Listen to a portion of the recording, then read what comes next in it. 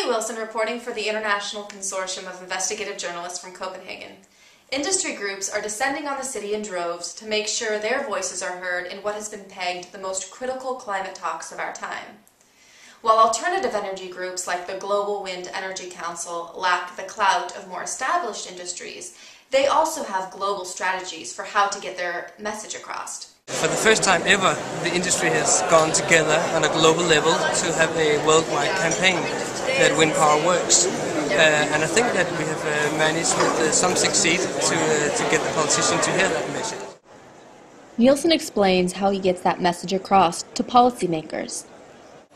The wind industry's lobby money, you can call it, is much more about being visible, marketing, rather than it is paying meetings with important people.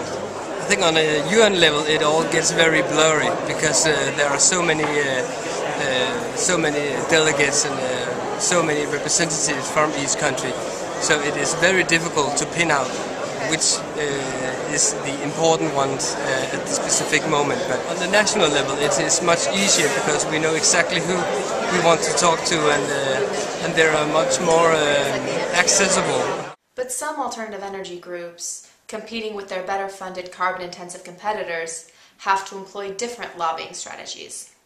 Because they have had more than 100 years of basically operating with incredible subsidies and whatever, they have a large amount of finance available to provide publicity campaigns and so on.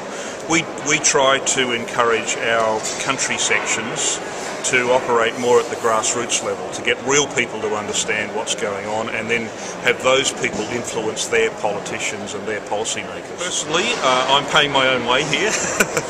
I'm here out of interest.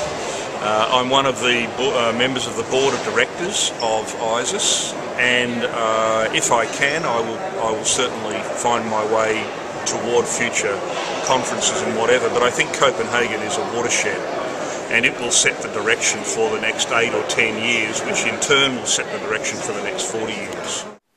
This is Kate Wilson reporting for Copenhagen as part of our 8-country investigation into the influence behind the UN talks. Check back for daily updates.